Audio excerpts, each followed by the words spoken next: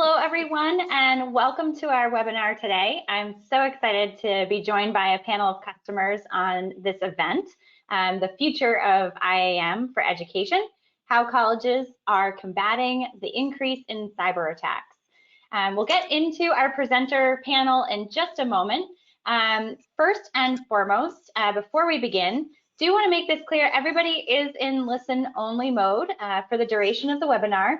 Also, we'll be emailing a recording to you after the event. So I know that's a common question a lot of people have. And then also, if you have any questions at all, this is definitely meant to be interactive. We can answer questions as we go, as well as we'll have some Q&A at the end.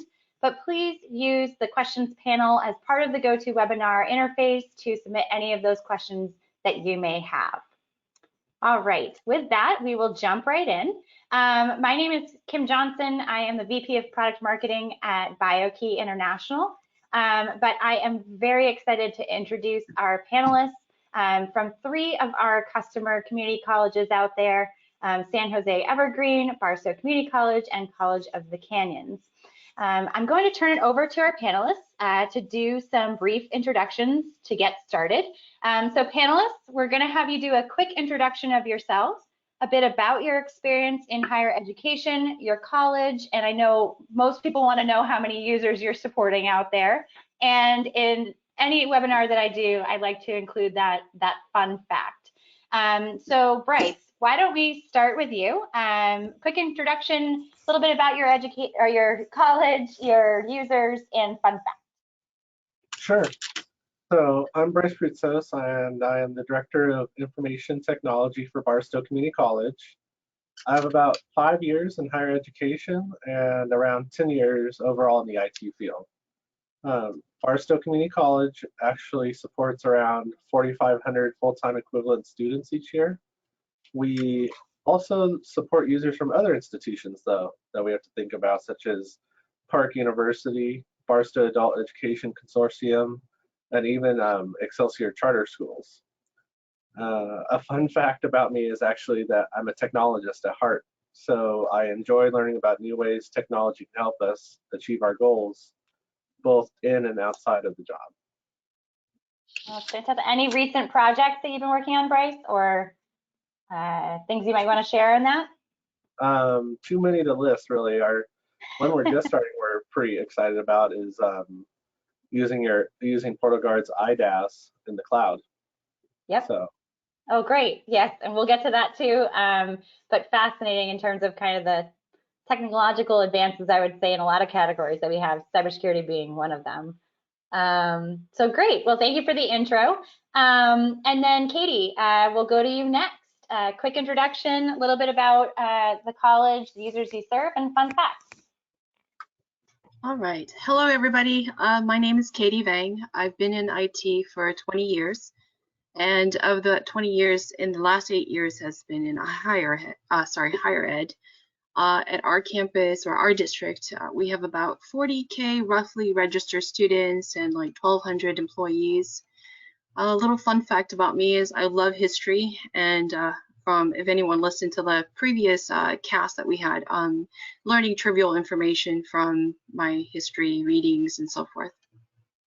That's great. Yeah, I remember that you had mentioned the history, and it was specific to a type of history or time period. Remind me, is it the same? Just basically anything within maybe 100 years ago or so, any time frame before that, right? So any just readings, mysteries, and so forth, and then learning from that, and anything that piques my interest, I go and search it out and see what additional information I can grab from that. That's fascinating. That's fascinating. Well, thank you, Katie. We appreciate the intro. And Xiaowei, last but definitely not least, quick introduction, how many students you're serving, or I would say students, faculty, and staff, and fun facts. All right, so I'm Shawan Hall. I'm Director of Technology Services at College of the Canyons. Right now, I'm also the Interim Director of MIS. I've been with College of the Canyons for about 24 years. My first job right out of high school, and I've never left. We're about a middle-sized college. We have about 17,000 FTE, about 22,000 staff members that our team support. My fun fact is my COVID coping mechanism was buying a mountain bike. And so far, I have 3 friends that I've managed to injure who no longer ride with me. You know, we have somebody that works here that does this as a hobby, and he's currently about to go get a tetanus shot after taking a little bit of a swim in the swamp. So it sounds like a fun sport, but potentially a dangerous one, I guess. Sometimes. Sometime. Great. And so just to wrap up on the introduction side of things, it's also good to know, a lot of our attendees on the call are from other higher education institutions. And one of the questions that I get a lot are the structure of the IT teams, how big the team is, and whether you have IT security, dedicated roles, or kind of manage it both. Katie, can you tell me a little bit about your IT and IT security team structure? Who's on the team and who do you report to?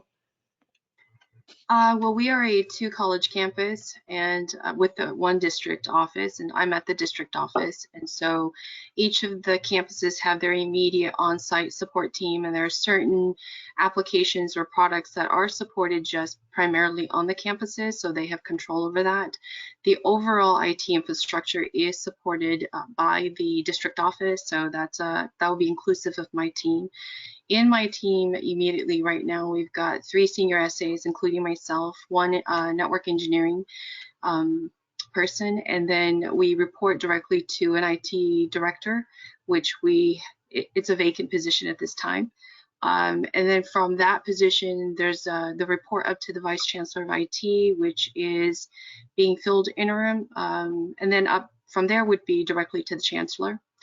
So anything, a lot of the products that are at the district level would be like our ERP, Canvas, for example, our library services. These all overarching products that are utilized by everybody is pretty much stationed there at the district, supported by the district. And so we've got within these teams at the campuses, there's about half a dozen of varying from systems admin to technicians that support our employees on the campuses. Mm-hmm. And then so quick question on that too, because you do have that kind of district office versus campus. Are policies driven by the district office, or does each campus team have their own policies? How is that structure organized? It's pretty much, it's supposed to be a collaborative effort. Okay. I don't know to what extent that actually, is the case, but if there's anything that is going to be enacted, it is done at the district level, but it is usually with the intake of opinions and so forth from the campuses. Okay, great, that makes sense. That makes sense. Xiaowei, how about you? Structure of the teams, if you have dedicated IT security, and who do you report to?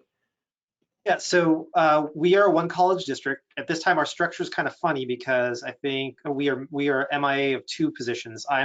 I mentioned I'm the acting director of technology, interim MIS director, and project manager for enterprise systems. So we're actually missing 2 of our directors right now. So if anybody's looking for a job, you can check out our website. We're also in the process of a restructure as well. So I will actually be taking over infrastructure and security. So I will have 4 dedicated systems administrators and a security engineer. I will then report directly to the VP of IT. Excellent. So it seems like I should have changed the slide to have a few more bullets maybe under your name is what it sounds like for now. So maybe. No, that's great. That's great. And yes, the weather's great, I guess, Xiaowei, where you live. And so if anybody's looking for College of the Canyons, there's the job posting. And Bryce, how about you? IT structure, IT security, if there's a dedicated team, and kind of what your reporting structure is. Well, our IT is actually pretty small. It's made up of myself as the director, 2 database analysts, a network administrator, and 3 PC techs.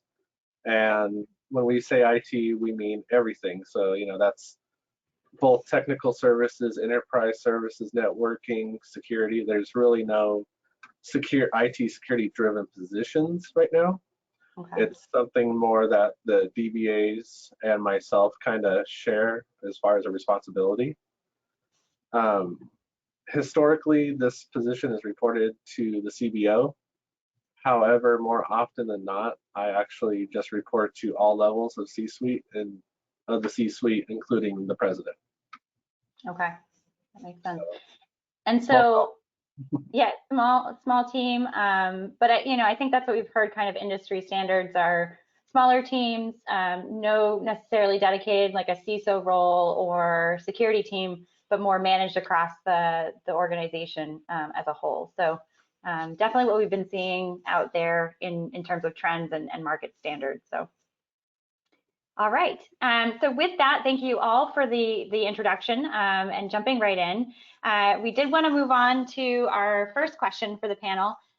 We recently had focused as an organization and with some research that we did on cybersecurity in education, and it highlighted a vast amount, I would say, of cyber attacks that are coming after higher education, right? A lot of the "you will be attacked" kind of messaging out there. And a recent article actually that was put out, you can see here by the charts, actually puts education at about a 10% of the breaches in 2020, which is well above the 15-year average at 6%. And so with that kind of pervasive nature of the cyber attacks that we're seeing, how concerned are you about being attacked? And which attacks are you most concerned with? Xiaowei, I'll start with you for this one. Sorry, I have a better answer this time than the last time, if it makes you feel any better. So, by the way, to everybody out there, Xiaowei has some great, very truthful responses. We've done a panel in the past with everybody on the call, so it's great to hear the responses. So thank you. And so I think with us, I think our biggest concern is right now ransomware. I mean, we during COVID, my kids' elementary school district actually was attacked. And they lost access to school for 3 weeks, and with homeschooling and remote stuff, and that was a lot of fun. So I think what tends to, especially as organizations like education, whatever's in the news tends to worry our board, and when our boards worry, they tend to focus on those. I mean, but in all honesty, I think ransomware is pretty much kind of top on our list as to what type of attacks that we're most worried about. The other issue that we're running into that I know a lot of other community colleges, which is kind of an attack, but in a different way, is essentially bad actors or third parties accessing student email accounts or creating student email accounts, going through the actual process to create accounts that we have available to them. So, we've got, thousands of email accounts that we may or may not know of. So trying to figure out how we can secure those using identity management as well. Okay, yeah, and that's I just read an article recently, which is surprising because it used to be medical records was one of the hottest things on the market to go capture, and now they're saying student email accounts because of the alumni factor, right? That it continues on or pervasive nature throughout the lifetime of somebody, and they use it in other places in the college. So that sounds like about right to be concerned with and what we're seeing, like you said, in the news. Bryce, how about you? Same type of attacks are you concerned with? Are there others that you're also bringing front and center to your board and president? Yeah, I mean, like you just said, the type of data that we house here, it paints a pretty big target on our back. Mm-hmm. Some of the attacks that we're really looking at, like was said before, is ransomware. Of course, phishing and spear phishing attacks are huge. Password attacks and really weak password attacks are really a few of the attack vectors we try to mitigate against. Compromised and weak credentials are something that we had worried about in the past. We don't worry about it as much just because, as you know, we've implemented PortalGuard and we're able to really just follow a policy of, of password strength, two-factor, et cetera, et cetera. Excellent. And Katie, how about you? Same scenario or anything uniquely worrying you or something you're concerned about? I think everything that's been mentioned there, that those are concerns on our side as well too. What we are actually seeing a lot of for our organization is the phishing attacks and spam attacks through emails. And so, you know, the time frame that we're seeing this come through, as I've mentioned, even within our organization, is roughly about 3 to 4 months. We're getting like massive hits. And like we just came out of one within this last month, and it took like 4 days to get under control because of the spewing. You know, once it gets in and it starts propagating, you get maybe one an original email that comes through under, you know, the phishing attacks premise, and then you take into account 1 or 2 other people clicking on that and responding. And so the propagation of that, I mean, it took 4 days for us to get that under control. And sadly, I feel like with it's a human behavior that I've been saying that needs to be addressed, and probably not just at our institution, but kind of across the board. Just not knowing how to behave with using technology. The differences between what you use it for work and for your personal. And so I find it that a lot of the times our users kind of blend the two. So work becomes personal and personal becomes work. And so giving these types of traffic that comes through our environment, the impact is increased. And I think until our human behavior with technology changes, we'll continue to face these from all areas. We have been hit with ransomware in the past. I think, if I recall, at least one time. We were fortunate enough that, you know, we had backups, and so we were able to just restore our system. But that is something that I know is on the horizon for everybody, and a concern. Even at the level of like the California State Chancellor's Office, they've been offering sessions for people to join in, so they were, you know, could become more informed and also get information on how they can better triage these situations, prepare for them, and so forth. So that's something we've been very concerned about within at least the last 6 months, and we've been trying to mitigate this internally as to how we can better our backups. The MFA, you know, with PortalGuard, also having better control over our endpoints, and that's something that recently we've been trying to get a better control of with utilization of MDMs like Intune with Microsoft. So with the latest on PortalGuard, we've been able to get that interactivity between Intune and Microsoft to PortalGuard. So that's something that is very recent, and I'm extremely excited about seeing how we can further utilize that in our environment, just because right now in this work remote situation, we've got systems deployed out there, you know, in everybody's homes, and we don't know where they might take it to. We have minimal control over that right now. So with this latest feature from PortalGuard, the ability to interact with Intune, we're hoping that we'll gain some more traction and control over our endpoints. Mm-hmm. Yeah, and I think that's when you brought up the home versus, or the personal versus work, that line is essentially so blurred now, right? Between with the remote access and people, I mean, I'm in my house now, right? So I think even more so, if it was already being blurred, it probably is more so now. From the phishing perspective, would you all say, is it more students that are the attack vector or the risk? No. Like, no. It's a staff, faculty, more the actual employees of the colleges. Is that correct? Yep. And for what I'm seeing, I feel, and I've communicated this to our internal, you know, people as well too. It's just from the traffic that I see, a lot of the times it's the inability to understand, whether it's because maybe we as IT haven't done enough training of our end users, but to understand that when you are using email for work, it needs to stay segregated from your personal. That is probably one of the best avenues to control this a little bit more, because once you start opening up your work to everything else that you do out there privately, it becomes even more targeted. And so I think if we have a better understanding of that and training of our people, at the same time also being able to utilize the proper tools that are at our disposal, or at least go out there and start searching to see what we can do. And in our environment, we use Mimecast for our email filtering. And it is great, but every tool that we have at our disposal can only be as good as our usage of it, by deploying it, acting on, enabling certain policies, right? Until we do that, you can have the best tools and it still will not help you. Right. Right. I And think the that's- other issue that, oh, sorry, Kimberly. I think the other issue we run into too is as an organization, education, we like to be very helpful, and our staff really like to be helpful. And sometimes they're too helpful. And so, sharing information or responding to things. I mean, I think, and this was pre-COVID as well. I mean, the number of times we've had users report to us saying that they got an email only to find out later that they were texting gift cards to people who they weren't actually supposed to be texting them to.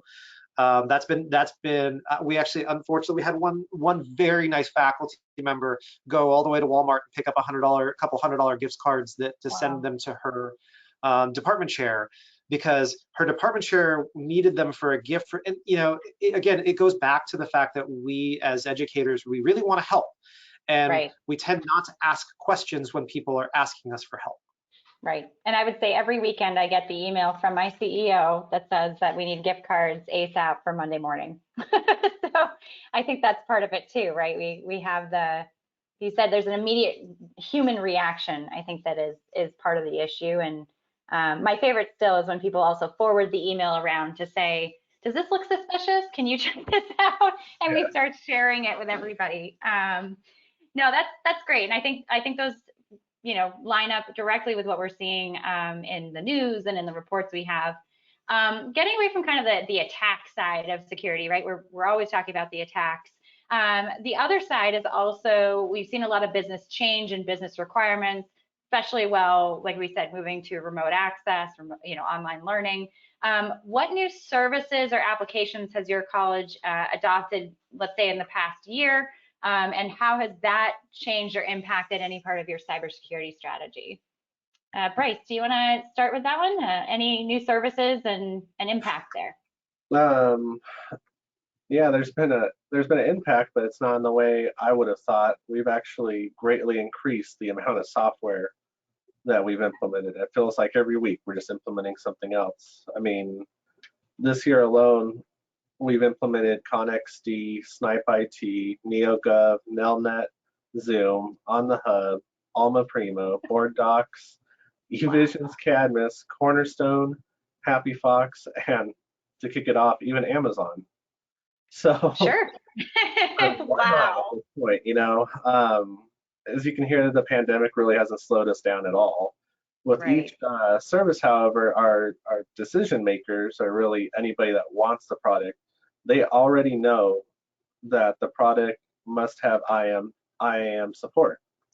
Okay. So while I'd like to think they're thinking like from a security perspective, truthfully, I believe it's a convenience factor.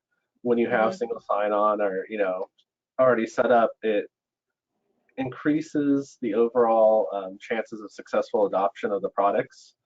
So basically at our college, they know if they want to implement something and it doesn't support SAML or CAS or anything like that, it's not going to be implemented. Right. I remember that's kind of your gatekeeping for even shadow IT, right? You can kind of block that off because they know that in order to get seamless access to it, they have to go through you to get the single sign-on. Yeah. Okay. Do you think some of that is at all influenced? I know we've had quite a few of our customers saying they've been flooded with also the CARES Act or the CARES funding. And so I had a CIO I spoke to the other day. He said it's a blessing and a bit of a curse that we have funds available to us just because it is creating a lot of projects. Is that at all an implication there, or is it unrelated? Some of the projects, yes. Some of the projects such as NeoGov and stuff like that, but really the CARES funding, our college, we focused more on hardware side. With CARES funding, we gave, of course, the CARES funding to the students, but we also Chromebooks, hotspots, and all that stuff. And we actually did something a little bit different. We actually teamed up with the businesses around the community and deployed remote access points using Ubiquiti, so that interesting. If a student for some reason couldn't make it to the college, because during the pandemic, all the colleges had college Wi-Fi, right? Wi-Fi in the parking lots, everybody's, but we're in a lower economic area, so we were finding that even a lot of the students, they didn't have rides to come up to use the Wi-Fi. So by partnering with these businesses around town, setting up remote access points that we can manage completely remotely, students could then, walk down a couple blocks instead of walking a couple miles or catching a few buses or whatever. But it was kind of cool that I liked about it was the tie-in that when anybody joins from one of those access points, it goes straight to our single sign-on. Now, it's not true single sign-on, but again, it's a branding thing, right? So the students are able to log in and everything. So as far as CARES funding and the projects and stuff like that, some of them have been CARES related, like I said, but a lot of it's just everybody wants everything now, and there's a lot of services that promise that. So that's right. what we're going through. Right. Vendors like us probably may not help that situation because we go out there and say it's the best thing you ever need. No, that's interesting though, and I've seen that on we focus on state and local as well. Obviously, very symbiotic, tied together, and the expansion of broadband and network access has to be one of the hottest topics out there. Turning it into a utility has been something. That's a fascinating program though, that you took it to the next level and actually went out into the community. Xiaowei and Katie, anything in terms of the new business requirements or new services that you've also adopted? Kind of same question. I'll go. So right before the pandemic kicked off, about December, we rolled out Office 365. And so we were a little behind on the curve on that one, and in all honesty, we started rolling out. I think it wasn't necessarily rolling out new services; it was rolling in new services. So our Web Advisor, which is what our students use for everything, was still doing its own authentication, and because of that, it was also doing password reset. So transitioning that into Web Advisor, or transitioning that into PortalGuard, was a challenge because how do you do that marketing? How do you do that with the students all sitting at home? Canvas, we tried at one point to transition in, and then like almost immediately, pretty much the same day, we put it back to the way we found it. So it was literally like, in order to, I think, accommodate some of the items that we had coming, we had to really start rolling into a single sign-on solution. And I think, to echo what Bryce had said earlier, we have now browbeaten, as my VP likes to say it, people into knowing that when we buy a product, it has to include the ability to accommodate an SSO. A lot of our users don't know what SSO is, but they know that when they talk to their sales reps, does it do SSO? Because my IT department's going to ask me that. And so then, then that starts the conversation. So that's kind of been getting that out to our users when they're looking to integrate stuff has been really important. But yeah, but for us, the hardest part wasn't necessarily introducing new products. It was changing the way people use old products and then kind of rolled them into PortalGuard. Got it. Yep, Great. and as far as on our side, pretty much echo everything that you both have said. I think for us, for the fall of 2020, we did actually put out an avenue for a couple of our students for various classes can actually access these resources online instead of for lab sessions. And I think I may have touched on this too in the last podcast, the last session that we had.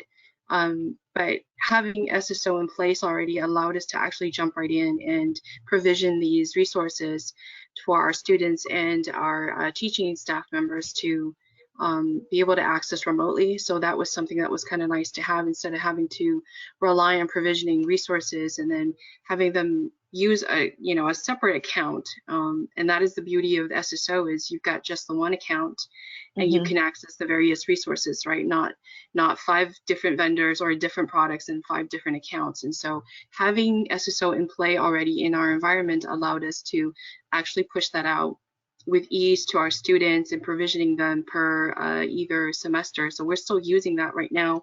And I don't know if that will go away. I'm thinking actually it should stay, because it's been something that I feel has been viable for our students, is to be able to actually access these resources wherever they're at. They're not limited to on campus.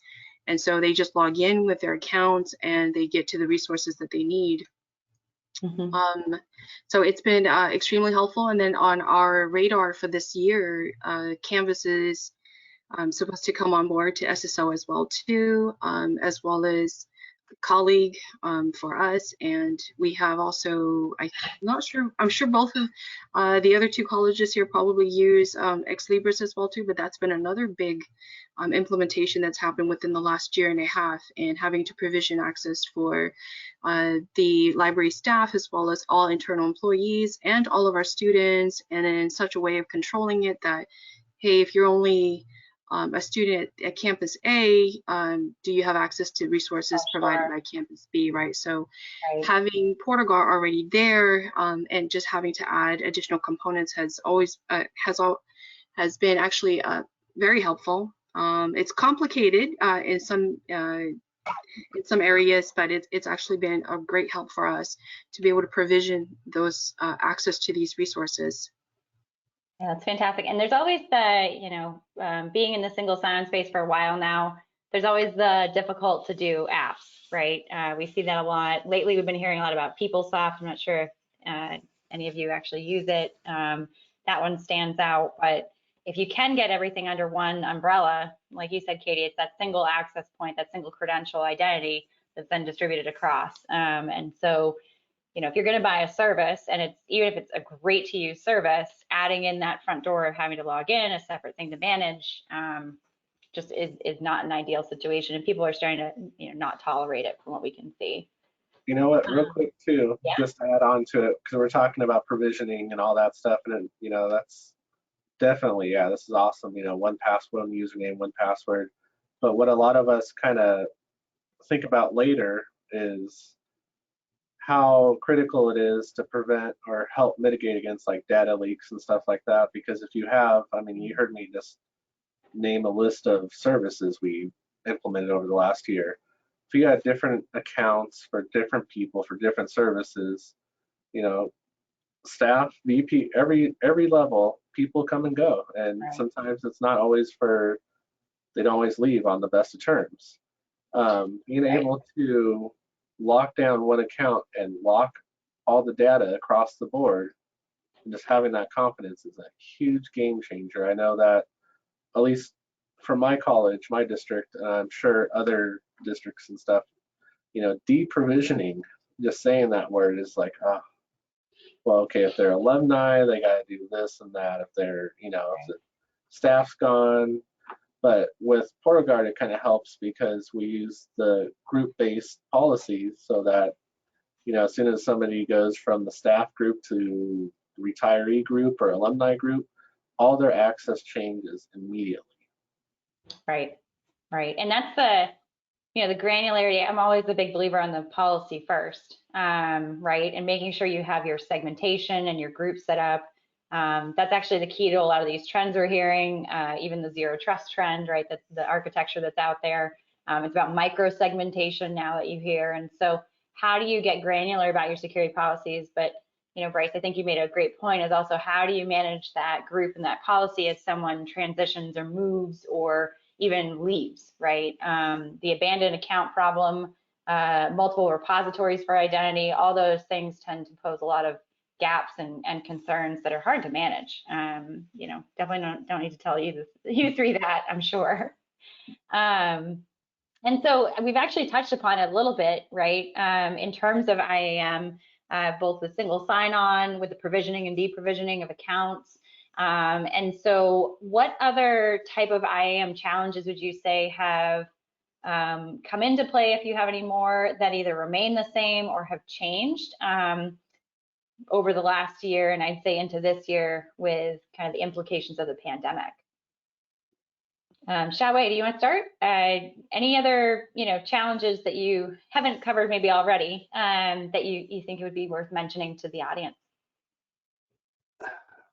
IT is really bad at marketing. We can help with that. No. I think that goes to the next item too, which I'm super excited about. But that is, I think, as as we roll into the process, and as our institution rolled products in, you know, when we stood the product up, we called it one thing and then referenced it as something else. As silly as it sounds, right? It was as simple as like, the URL is portalguard.canyons.edu, but we then 3 months later we decided to call it Canyons ID, but the URL is still PortalGuard. And so again, it creates a weird like disconnect in what am I logging into? What am I using? It's called PortalGuard, therefore it's a portal. And again, so focusing our users, trying to get them to understand, especially in a remote process, has been our biggest challenge, is like, what is this thing? Why does this look different? So communication, I think, has been the hardest part, especially being remote. That's excellent. That's excellent advice. I love that marketing's the challenge. Being, I can understand naming products crazy things and then changing names of products later on too. So been there and done that. And it is, you know, I think consumers in general we're more sensitive to whether or not this is a recognized thing. You know, we are starting to be trained on some of these aspects. If the URL looks different or the UI looks different, making sure it is consistent. Katie, how about you? Any, you know, you mentioned quite a few, but any other major IAM challenges that stand out to you? I echo what was just, you know, commented there about the whole communication, how we brand a product from what the product name is to actually how we want to reference it. And so that inconsistency and regularity, consistency there becomes an issue because it doesn't seem to be something that I think everybody has been able to grasp. So it makes it hard when we reference the products that we support to our end users. So that is something we struggle with too in our district. The Intune, as I've mentioned, has been one of ours within the last probably more than 6 months, but as far as when it was brought to my attention, probably within the start of this year. So I'm hoping that that's done since, you know, the upgrade and everything. Another area that I think we'll be facing as we further along this year is enabling MFA for either all of our users or for a certain group of our users, so like maybe top execs, as well as certain applications that might be more sensitive. So trying to get that under wraps, deciding how to go about and approach that so that our users can move through the motion and get themselves properly enrolled, registered in PortalGuard to be able to, for us to enable MFA. So that's something I'll be undertaking in the next couple of months or so. Mm-hmm. Okay.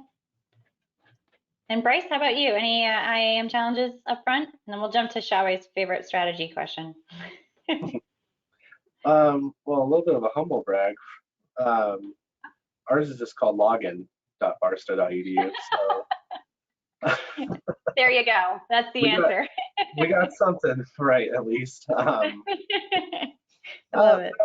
I mean, the challenges changed over the last year greatly. You know, we basically shut down overnight because of the pandemic, and we were tasked with creating a remote solution that allowed students, staff, and faculty to access data, oftentimes confidential data as far as like staff and faculty are concerned, the same way as if they were on campus. Because, you know, if anything changes, the help desk is now blown up because nobody knows how to do anything. PortalGuard actually really allowed us to do that seamlessly because we had integrated so many apps already. So, you know, we gave them their hardware, said, here you go, have a nice day. They went home, it looks about the same, okay. As far as, even as we focus on a staged reopening of our campus, it's really the customization that PortalGuard offers offers as our IAM solution, allows us to really increase the convenience of the user experience. A good example is we use YubiKeys. We're starting to slowly roll that out to department, and I'll kind of get into that more a little bit later. I have some fun tips for that. But you know, when they come back on campus, you know, they may not have to use that YubiKey as much because we have Kerberos enabled. So there's little things like that we're increasing security while also increasing the convenience of the user experience. which is the key, right? I think I mean, traditionally you've seen, and even I'm guilty of it, if it's too hard, I'm going to find a workaround, right? And I think that's what, or if you can't find a workaround, like you said, a lot of calls to help desk and kind of blowing up the phone lines to get the help that you need. So those always, we used to call it security and usability. Now I've seen security and convenience, and then I've also seen security and user choice. But it definitely goes hand in hand, to say the least. And then so from, Xiaowei, I have to let you have this question first. Strategy. If someone is thinking about starting with strategy, where should they start? And any gotcha that you want to mention to anyone listening in? So I think the reason why you want me to answer this question first is because the last time I answered this question was we had no strategy. That is why, yes. We pretty much had no plans. One of the directors, who's now gone, went out and found PortalGuard as a product and said, this is what we're going to do. And then so we're like, all right, cool. So IT ran headlong with the process and just started implementing. And you know, not to speak ill of the gentlemen that have left, they did a great job to start off. But I think the biggest mistake that we as IT professionals make is we tend to think we're really good at implementing technology, and we forget that there's a human side of technology. So what I have learned is where you start is everywhere. And I seriously mean everywhere. I mean, from student services, admissions and records, financial aid, you know, PIO. Why aren't we talking to PIO about this? Because again, we're going to advertise this. That's their job. They help brand things. They help design things. I mean, we were picking the background, and they were terrible backgrounds, but we weren't telling anybody why we were using them, right? It's those little things that, again, as and I, you know, I take back that some IT people may be really, really good at it, but I'm not. I'm gonna own that one. I'm not. So honestly, like that's the big thing too. And then, you know, scoping a plan, actually talking to the users, talking to the departments, because even within our structure, our individual locations. So mostly what I would do was end user compute. Then I worked alongside the network administrator and the MIS guy, and we tended to silo ourselves even with that, because I thought, well, if I think of it this way, you know, that's the best way to do it. You know, Right. Great thing happened this past weekend. We had a power outage, and Lovely. Yeah. both of our servers are sitting in pretty much physically the same space. So the redundancy that we have with our load balancer went away when the power went out to the entire campus. So it's spaced off multiple buildings, separate UPSs, but and then of course now, well, that's not a big deal, except for the fact that this is now doing all of our authentication for Office 365, Canvas, all these cloud services. So if you don't have authentication for those, it doesn't matter that they're cloud services, they're now dead in the water. So yeah, and a lot of that stuff doesn't even come up in conversations until you actually start asking people what it is that they're doing with the product. Like if you're gonna roll something in, what are you gonna roll in and why? How are you gonna do two-factor authentication? You know, like how does it impact your work process?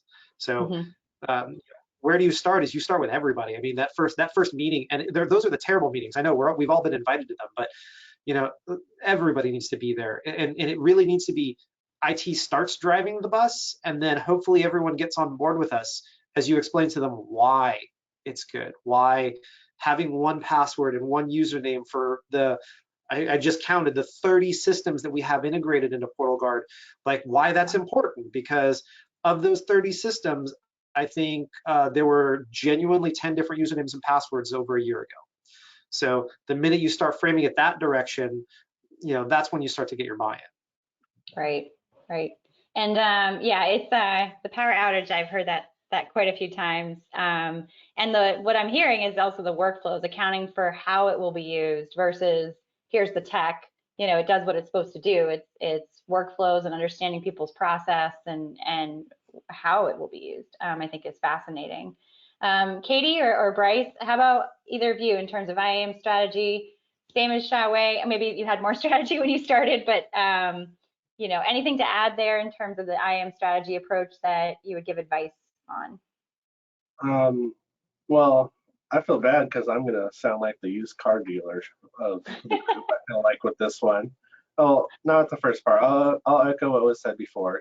Take a look at your user base, survey, definitely survey them, see their wants and needs, because at the end of the day, they're going to be the determining factor of this if this implementation is successful or not. If your IAM strategy is successful or not. Keep the administration informed so that they can really back you up when you have those select few that don't want to really follow policies or don't understand why they have to reset their password or make a stronger password than password 123, little fun things like that. Kind of the used car dealership type of mentality. Sell it as a feature. Don't call it another security policy. Right. When we implemented PortalGuard, one of the things I sold it as, could you imagine just having one password and username for all of our applications? You don't have to call us saying you forgot your password, all this stuff. Yeah, maybe you got to reset your password every 90 days or something, whatever. But, it's all right. It's all right. And yeah, it's got to be stronger, but, and then once you get them on the hook, well, once you get them on the hook, I know you're tired of changing your password every 90 days.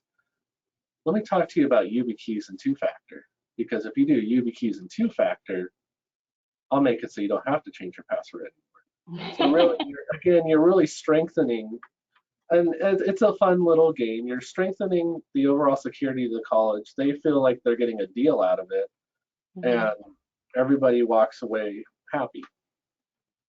That's great advice. That's great. Hitting upon the pain point, marketing 101. So you're in business, Bryce, in terms of that is what's the most painful part? Oh, you don't want to deal with passwords anymore, right? You sell the benefit to them of what's actually going to happen. Katie, anything to wrap up there and add in terms of strategy, selling it to the users, or even a different point if you have one? I echo everything that's been mentioned there. Sadly, I think in a lot of our situations, it's lesson learned in the aftermath, right? Not before. Right. But things that I think I've taken away from our implementation is just, and again, this is learning in the aftermath, not beforehand, because I don't think we were all consulted as to which product to use. We were told this is what you're going to use.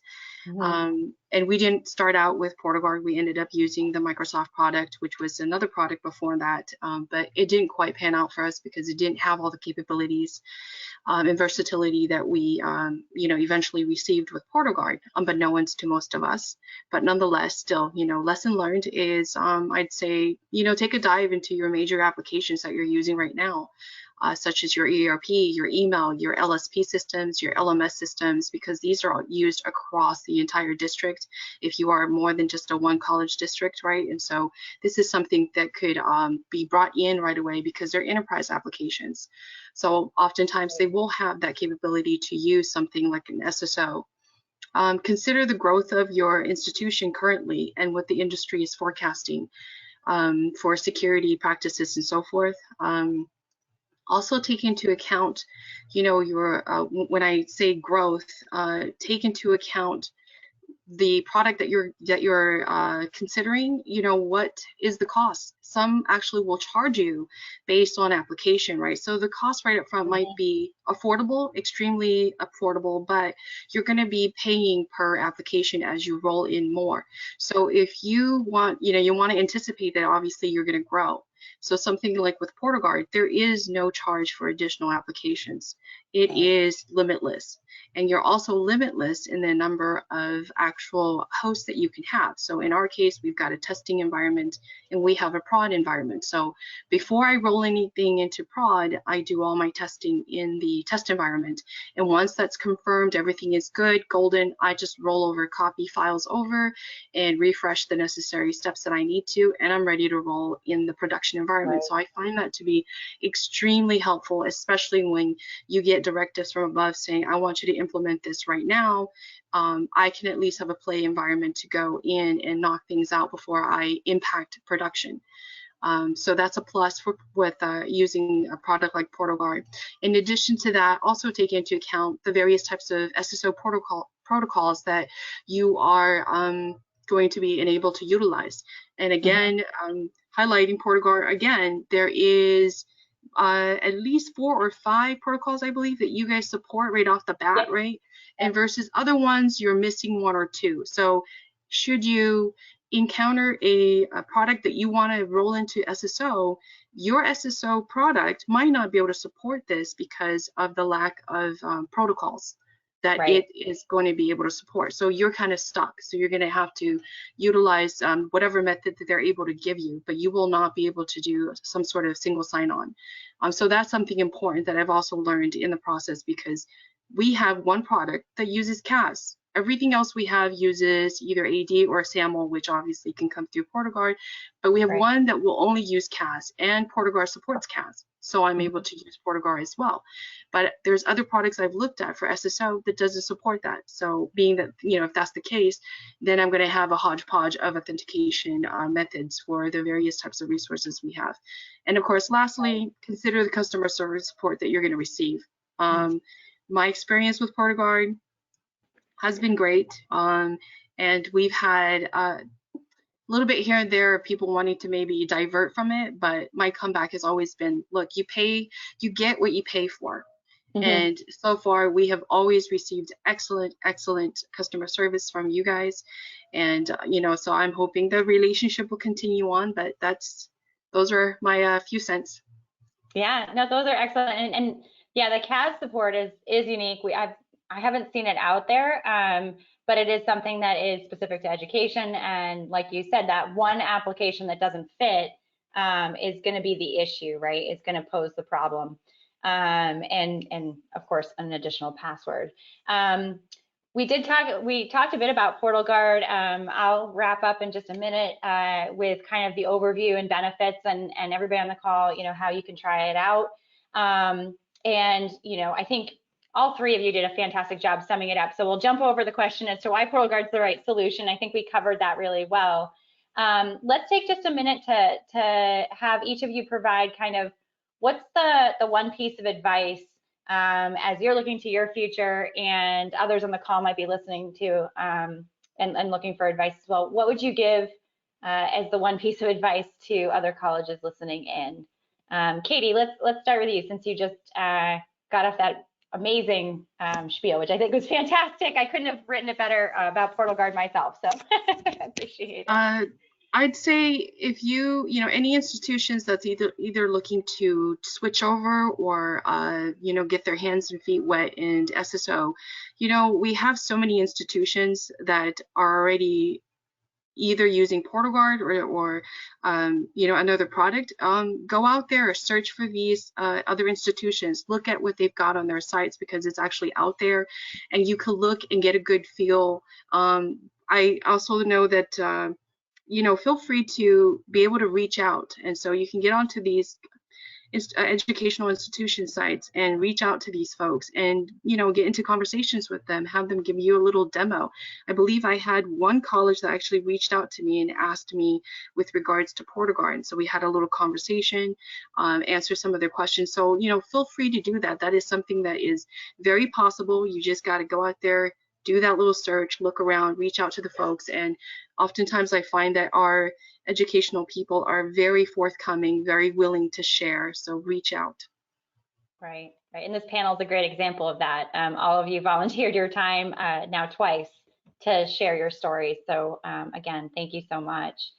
Xiaowei, do you want to provide one piece of advice you would give other colleges listening in to wrap it up? Yeah, and actually, I want to kind of answer the question you didn't ask. Is the reason why we picked PortalGuard, and I said this the last time, was because it was the cheapest one we found. That's right. That's right. I forgot that plug. Yes. And my VP tends to really like cheap stuff. So, that's right. but the great part was, I think, you know, Katie had mentioned it. You know, the support that we've received, even though they were genuinely one of the cheapest products that we could find, was great. Obviously, it scales up on pricing, so understand that too. But that's I think our biggest takeaway, and my biggest piece of advice is to don't think about what you need right now. Think about what you need in 2 years, because Right now you're thinking of the 3 applications you need to roll into this, but think about, again, the 30 applications you didn't realize you needed to roll into this.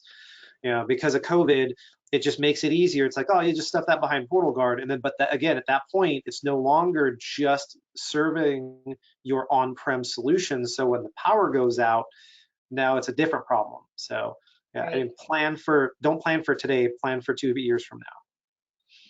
That's excellent advice. I should have let you answer that question. I apologize. I forgot that's the other piece there. And Bryce, how about you? One piece of advice, or why PortalGuard, to kind of give to the audience as well. Well, really, the piece of advice I have is to really look at really adopting your IAM, whether it be for PortalGuard or anything else. I mean, with PortalGuard right now, we're still adopting a lot of, I call them sub features, but features that whether we didn't know about or they just came out, or we were notified of them and stuff, we're constantly implementing further features of PortalGuard. And like it's kind of been echoed here, think of the future and stuff. I believe somebody had said something about, that once your SSO is down, whether it be from a power outage or something else, all your apps in the cloud are down as well. That's one of the things maybe it's a personal pet peeve of mine, but I worried about it day in and day out. I was like, oh my gosh, all I need is a downtime and all the students can't log in, and I'm just going to get some not so nice emails from my bosses. So, looking at that, and like I said before, we're looking towards PortalGuard's IDaaS service so that we can mitigate against that very problem. Right. But yeah. Hey, that's fantastic. That's fantastic. And that is, the move to the cloud. There are a lot of on-prem IAM solutions out there still. PortalGuard has been traditionally one of them. Most of our customers are on that. And there are pros and cons, but now we are seeing a big shift with power outages, the remote nature of work, and then also the ransomware. To be honest, we have a couple schools that have been victimized and locked down, and it includes your authentication server if that's part of it. So the move to the cloud has also been a hot button topic. I hated to cut this as short as we did. All 3 of you, always a pleasure to talk to the 3 of you during these panel sessions. I did want to put in a little bit about just an overview of PortalGuard for the audience that's listening in. As Bryce mentioned, we offer PortalGuard Identity as a Service. It's fully hosted in AWS, and it also is offered on-prem if that is a solution that you're looking for. Full IAM platform offering multi-factor authentication with over 15 methods, the single sign-on protocols, including CAS, Katie, as you mentioned, and directory integrations from Azure AD, SQL, LDAP, Active Directory. Also, with being acquired by BioKey last year, we do offer biometric and true biometric multi-factor authentication. I know that's something that in education is up and coming more so, but we're seeing that as really the way to achieve the passwordless workflows, right, that are taking over as part of the interesting and more appealing options for people to just get rid of passwords altogether. Desktop login support, hybrid environment support, customer IAM, in your case, student IAM capabilities. And as Xiaowei mentioned, we're cheap. No, we're affordable, simple pricing, and it is per server. So a lot of other solutions out there are definitely the per user pricing. We know the education space and we know how important it is to not be on that type of pricing model. And so we've always stuck to the per server pricing. Trusted by over 200 different education institutions. Katie, I think you brought up a fantastic point that we are happy to share any of our customers, and most of them are happy to talk to anybody out there wanting more information firsthand. I also, on EDUCAUSE, I know there's the listserv, there's some great conversations there, even about two-factor the other day, as to what people are doing and how to solve it. So a lot of resources out there. And so with that, I will wrap things up. I do encourage everybody that's listening in, you are more than welcome to come and try PortalGuard IDaaS, and we also offer biometric authentication with a free trial. When you complete it, there's a form, of course, and we're happy to actually ship you a fingerprint reader if you've never tried biometric authentication before. You can also just try PortalGuard and any of the multi-factor authentication options as part of that trial as well. We have about 2 minutes or so for any questions that the audience may have. So with that, I will open it up. Please use your questions panel as part of the webinar interface if you have any at this time.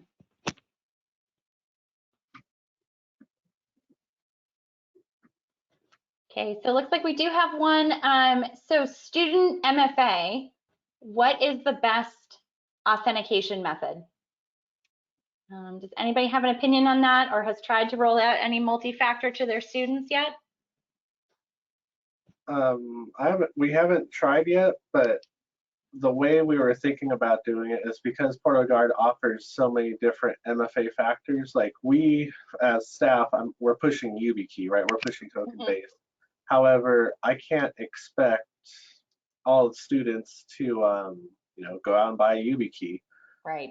So what we're kind of saying is, all right, phone two-factor, or you know, using Google Authenticator, one of those, something that is free and easy to use for students. One of the things is, since it's not required right now, we would have to give some kind of some kind of reward or something. We really want the students to try it, so that once, you know, the first test students or test group goes through, we can start getting adoption rates increasing. Okay. You're trying to gamify it even? Or sorry, Xiaowei. Yeah, a little bit, you know, just again, I guess that's just in the back of my head. That's how, if I gamify security, you know, more people will join. So far, that's been what it is. So I'm excited to see what happens for student multi-factor. Excellent, excellent. And Xiaowei, you're going to say something as well? What's weird, and I think one of the things that people don't think of is, before you can even think about MFA, you really need to focus on what you're going to do for self-service password reset. Because I know some institutions that don't require any information for self-service password reset, therefore they use a help desk to do all their password resets. So how are you going to enforce MFA if you aren't collecting information at the front end? Mm-hmm. So, I mean, because that'll inform. So then at that point, your options are YubiKey and then mobile applications. So if you're not requiring the student to provide you with an email address or a cell phone number. And the other thing too that we're running into is, how are you going, like, so if you're, a lot of us, I think, are going to focus on text messaging. How are you going to use text messaging? Are you going to use text message gateway, or are you going to be using an email service? And so then you run into other issues where then there's, I think, there's maintenance on adding carriers, because that's something that we've learned on our end, like all the different little carriers and sub carriers. And again, those are things that come up before you should even worry about MFAs. How are you going to communicate with the students first? And then what's your process going to be to communicate to the students? And then once you have that nailed down, then it's like, okay, so here's our 2 options that are left, or 3 options, or 4 options, based on what our initial assessment was. That's great advice. Yeah, and we're seeing, like I said, right, and BioKey, this has been a focus for close to 27, 28 years now. It's biometrics. And like I said, it's not something that we've seen widely adopted yet, but you know, I've been at this also over a decade. I've watched MFA morph over time, evolve over time. And now we're seeing those type of methods also start being attacked as well, right? So it's becoming a question of, what will somebody adopt? What also is appropriate for the level of access they're trying to request? And then also, what is actually, you know, preventable or can't be attacked or breached? And it's a hard question to answer, right? I think the industry is standardizing on the OTPs, the mobile phones. Hardware tokens definitely still stand out, but Bryce, as you mentioned, how do you ship a YubiKey to every student and make sure they keep it? Is probably the bigger problem. So yeah, there's a question out there, right? What's the evolution of MFA going to be, and where do we end up? And I think, Xiaowei, when you said think about 2 years from now, you know, what provider gets you there is a pretty important question to ask, for sure. Okay, so we have time for one more. This one is actually, do you have a security awareness program in place at this time? And is it for students, faculty, and staff? So we have annual security awareness training for faculty and staff, you know, that, and all new faculty and staff that join have to go through this. You know, I'm really sad to say we don't have security awareness for students publicly available, but that's definitely a good thing, and that's something that we are going to implement. You know, it's a great idea. Yeah, something to consider. Okay. Katie, how about you? Any security awareness programs in place at this point? Sadly, we do not, other than the occasional email notifications that goes out to our employees, and definitely nothing for our students. But you know, those are things that I've always consistently said we need more of, and hopefully at some point that might take shape. Yep, it's a work in progress, right? I just watched a state CIO presentation. I won't call out the state, but just to get to the, I would call the basics of IAM, right? The SSO is in place, some self-service, starting to get MFA was well over 2 to 3 years or more to even begin getting that foundation in place. So cybersecurity is complex. There's a lot of pieces to it. It takes a lot of time and resource. So it's one of those things. Security awareness is definitely a must-have, but is also hard to implement and maintain. So there's a lot of pros and cons. All right. Well, that looks like all the questions we received. I can't thank this panel enough. They have now put up with me for 2 panels in a row. But just a great example of the customer base that we have, and just amazing approaches and thoughts around IAM and cybersecurity and education.